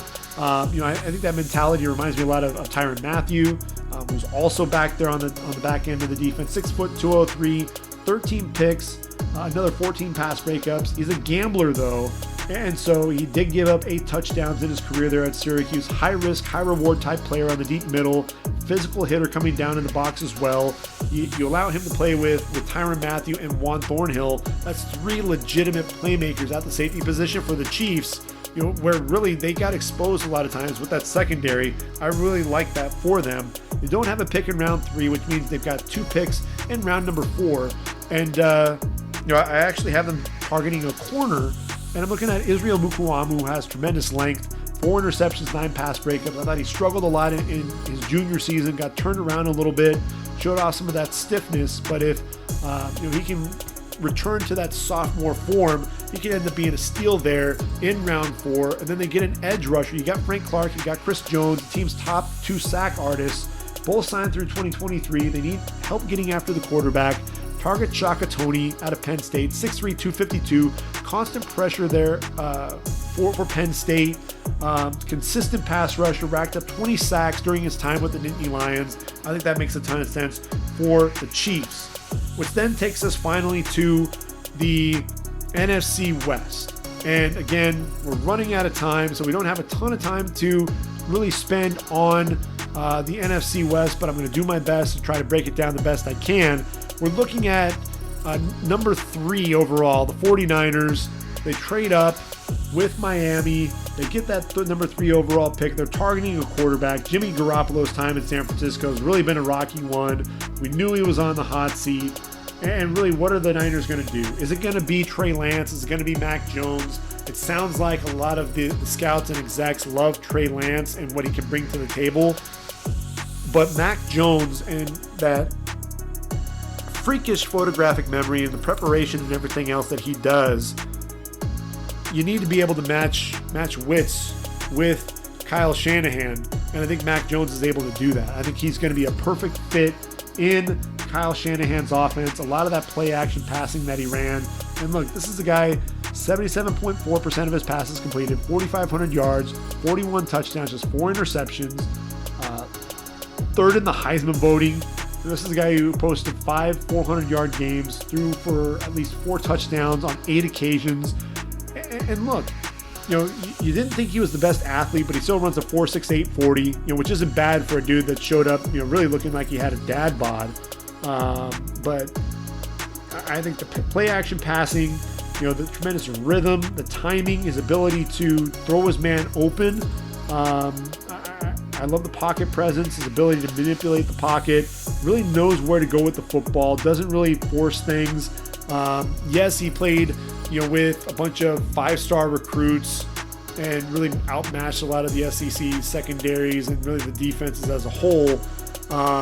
Because of that, and really Steve Sarkisian's offensive scheme, it was so advanced, it was like he was playing chess when opposing defenses were playing checkers. Offensive line was keeping him clean, so yeah, he didn't have to do a whole lot. He could just sit back and pick teams apart. But you see all the skills, you see his ability to throw the receivers open, the ball placement, the accuracy, his preparation. It just feels like Kyle Shanahan, this is a guy that can really fit into that offense and thrive. And so I think the Niners, they take Mac Jones there in round number 1. There's a chance that Shanahan may acquiesce and ultimately give in to Trey Lance. But look, Trey Lance, he's going to need a year or two. You've got Jimmy Garoppolo there right now. I think Mac Jones is a little bit more NFL ready. Round 2, you need a corner. Look, Richard Sherman, Ahkello Witherspoon, Jason Verrett, Dante Jackson, Jamar Taylor, they were all free agents at the end of the season, which was absolutely insane for the 49ers. When you look at the cornerback position now, Jason Verrett is back. Dante Johnson's also back. Emmanuel Mosley, he's also back, but I think you need to get another corner. And Ifeatu Melifonwu, he's 6'3", 213. He's a guy that can really match up with the likes of DeAndre Hopkins, DK Metcalf, Robert Woods on the outside. Big physical dude, 23 passes defended, and as big as he is, he's also able to sink his hips, make fluid transitions without giving up much ground. So I think he's a guy that some people think could move into round number 1. I don't think that's going to be the case, but I think he'd be a great pick for the Niners there in round number 2. Round 3, Niners only have their compensatory pick of 103 overall. I'm looking at Eric Banks out of Notre Dame. He's 6'5", 330 pounds. The interior of that offensive line is needed. They're thin up front. And I think Banks could push for playing time opposite Laken Tomlinson. Banks, he's strong, he's powerful at the point of attack, enjoys mauling guys, punishing defenders, generates a ton of movement coming across the line or down the field in the running game. Could drive defenders all the way from the pocket. Drive defenders away from the pocket in pass protection. A future starter at the next level. I think that really kind of helps shore up things there in front of Mac Jones and Jimmy Garoppolo. whoever's going to be under center there in 2021. And in fourth round, who are they going to end up taking? I think they need a running back. I really do. And the reason why Tevin Coleman, Raheem Mostert, each played in just 8 games, battling knee and ankle injuries respectively. Jerick McKinnon was finally back from an ACL tear, but then he had to deal with a back injury. Finished the season with just 81 carries. Then there's Jeffrey Wilson, who came into the season 4th on the depth chart, undrafted free agent out of North Texas, became the team's leading rusher, albeit with just 600 yards, but still better than nothing there. Stepped up big when the backfield really was ravaged by injury. I look at them. I think they need another back, and I think Ramondre Stevenson out of Oklahoma, 6 foot 245. Do you have the combination of size and quickness that he has? Spencer Tillman, I think, said it best. He's a big guy with little man feet, and it's absolutely true. You watch him, on the film. Much like Ronnie Perkins, his presence changed the defense. Ramondre Stevenson did the same thing. He missed the first 5 games in 2020 following the suspension for the positive drug test prior to the Peach Bowl. Completely changed the whole complexion of the offense. Big, powerful back, tremendous lower body strength, contact balance. Also, such quick feet, like I said, in the hole, can make you miss on the outside. Footwork that you would expect to see from a running back about 40 pounds lighter. Good hands out of the backfield as well. Multifaceted back. You get him in round 4. I think that'd be a nice pickup there for the 49ers. Get a big physical back. Why not? Cardinals sitting there at number 16 overall. I guess now that the draft is in Cleveland and war rooms, I don't think we're going to get to see Cliff Kingsbury in that mansion again. I still want to know why he had the fire pit going when it was probably 80 degrees out, but I digress. Arizona, look, Patrick Peterson is gone. You need another corner. I think the edge rusher position is also something that you need to address. Hassan Reddick is gone. Chandler Jones is under contract through next season, but he's starting to get up there in age, and they have Marcus Golden. They brought him back. They also have Devon Kennard on the roster, so Azeez Ojulari could be the pick here, but I think they need to go corner, and it could be Greg Newsome, but I think ultimately the medicals are going to check out enough for Caleb Farley with that microdiscectomy, had that disc bulge there at L5 and S1. I think doctors ended up clearing him. I think you're going to see Farley ultimately get selected here. Yes, he had the non-contact ACL tear in 2017. Medical red flags were there, but he's absolutely athletic. He's big, he's physical, a guy that loves to play in both press man and in off coverage. Change of direction skills were impressive. No wasted movement. Ran a 4.29 40 before that surgery. Ball skills for days. Tremendous athlete. Would have been a surefire top 10 pick had it not been for the back injury. So I think the Cardinals, again, could be Greg Newsome, but I think ultimately Caleb Farley ends up being their guy. And so really in the second round, there is depth in the second round with these edge rushers, and I think you can get Joe Tryon out of Washington. He's 6'3", 259. A little inconsistent at times there with the Huskies, but one thing that he could really do is bend off the edge. Has very heavy-handed, good speed, a motor that never quits, 8.5 sacks. Also ran a 4.5 40 at his pro day, 35-inch vertical leap, 34-inch arms, 82 3/4 inch wingspan as well. So he can use that length to his advantage coming off the edge. I like him to the Cardinals there in round number 2. So then you say, all right, if you're an Arizona Cardinal fan, should I tune in after we pick? Well, unless there's a trade, the Cardinals traded away their pick in round number 3, number 80 overall, to the Raiders. So then you say, well, should I tune in and watch round 4 of the draft? Well, you traded away the number 122 overall to the Texans when you picked up DeAndre Hopkins. So, you might want to, unless there's a trade, you might want to wait until round number 5 to really start getting interested again on day 3. So then you get to a couple of teams that have no first round picks, and that's Seattle and the Rams. So we're going to start off with Seattle, and we know that Russell Wilson, that relationship with the organization on the rocks. This is a dude, ESPN Stats and Information Research noted that he was sacked 399 times in 144 games, most of any quarterback since the AFL-NFL merger in 1970. This is a guy, Pro Football Focus noted that he was pressured on 38% of his dropbacks, and his 2.3 interception rate was the highest since his rookie season in 2020. Seattle, if they want to mend things with their disgruntled quarterback, you got to protect him. Dwayne Brown is aging. He's 35 years of age, entering the final year of his deal. Mike Iupati is retired. I think Alex Leatherwood would be a great pickup here because he can play both tackle and guard. But I think you've got Gabe Jackson on one side. I think you can get Wyatt Davis, the 6'4", 315-pound junior out of Ohio State who has first-round potential. He's physical at the line of scrimmage. I thought he was pretty consistent along the interior for the Buckeyes. Wide base, anchors well. And a guy that doesn't really get moved off his spot. In pass protection, shows pretty good power as well, can generate a lot of movement. So I like, Wyatt Davis there in round number 2, 56 overall. Seattle, I think then in round number 3, it'd be nice to see them trade back into round 3 and target a tackle. Because unfortunately they traded away their pick number 87 overall to the Jets. So it really kind of slows things down there for Seattle. Any momentum in the draft, they'll have to trade into back into the draft if they want to target that offensive tackle position. I think in round 4, Russell Wilson needs another receiver. They've got DK Metcalf and Tyler Lockett.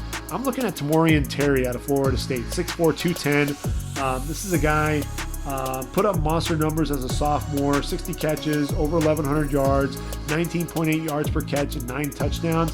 Blend of size and speed, knows how to use his length to his advantage, can attack defenses outside the numbers, over the middle as well, and in the red zone. I like him as a versatile guy there for the Seattle Seahawks. And then the Rams. We'll close things out with the LA Rams. The Rams are an interesting team. They've got Matthew Stafford. They don't believe in first-round picks, apparently. They'd rather trade and go for more proven commodities. It's an interesting strategy there with Les Snead and Sean McVay. But, it's one of those things to where, as long as you have the cap space to be able to pay these guys, then it's something that could potentially pan out for you. The Rams need playmakers at linebacker, and Jabril Cox, 6'4", 231, LSU, was a transfer, from North Dakota State. This guy, 3 of his 9 interceptions in his career have been taken back to the house. At North Dakota State, they went 45-1 during his 3 years at the program. During that time, 258 tackles, 32 going for loss, 14 sacks, and 38 starts. Grad transfer, shows up at Baton Rouge. First game they're at LSU, picks off KJ Costello, returns the pass 14 yards for a score in that debut against Mississippi State. A good size, change of direction, playing sideline to sideline against the run and the pass. Very instinctive. Rams finally get a playmaker there at the linebacker position. I feel like I've been saying that every single year, but they finally pulled the trigger and make it happen. Round 3, they traded away Michael Brockers. They have a void alongside Aaron Donald. Aleem McNeil out of NC State, 6'3", 320 pounds, not only stout against the run, but also athletic big man with the tools to be an interior pass rusher. Racked up 10 sacks in just 3 seasons with the Wolfpack. Maybe the most impressive play, though, for the big man came against Virginia. Saw as many as 3 blockers on the play, kept his eyes on the quarterback, though, got into the throwing lane, tipped the ball in the air to himself, then returned it 18 yards for a score. That level of athleticism will be a nice addition up front for the Rams. Absolutely. So then at the end of round number 3, the Rams have a compensatory pick, number 104 overall, and Josh Myers out of Ohio State, the center, 6'4", 312 pounds. Austin Blythe moved on. Rams need a center. Myers, 3-year starter, consistent for the Buckeyes. Not the best athlete, but a guy who I thought did a really good job anchoring generates movement in the running game. I think he's capable as a puller as well. I think he'll be a week 1 starter at the next level. I think that'd be a nice pickup there for the Rams. And then in round 4, I think the Rams are going to ultimately need to get another tackle. Andrew Whitworth, I think this is really going to be his last season. They talked him into playing one more year. And I'm looking at Josh Ball out of Marshall. He's 6'7", 308 pounds, tremendous length, and a guy that I think moves pretty well. I think he's underrated, pass protector, a guy that I think can be mentored by Andrew Whitworth and then ultimately take over the starting job there in 2022. So those are all the picks for the final 16 teams, AFC and NFC, North and West. So we've made it through all 32 teams, all the picks in the first 4 rounds. That's ultimately, we've covered 145 picks over the last 2 days. So we'll talk about my final first round mock draft tomorrow. We'll also play by the numbers. I promise it'll be a shorter podcast, but I wanted to make sure that we covered everything leading up to this draft. I want to make sure that we've got everything covered so that you are truly ready for this draft on April 29th. I'm getting excited and fired up because we're 2 days away for the NFL draft. Let's get after it. Let's have some fun. And I can't wait to hear Roger Goodell tell us that the Jacksonville Jaguars are officially on the clock. Take care, everyone. We'll come back and do this all again tomorrow. For ReadyForTheDraft.com, this has been the Ready for the Draft podcast. I've been your host, Gregg Schutze. I hope you've had fun along this ride with me. Hang in there for a little while longer. The 2021 podcast series is almost coming to an end. But man, the draft is here. Get excited. Take care, everyone, and until next time, I am out of here.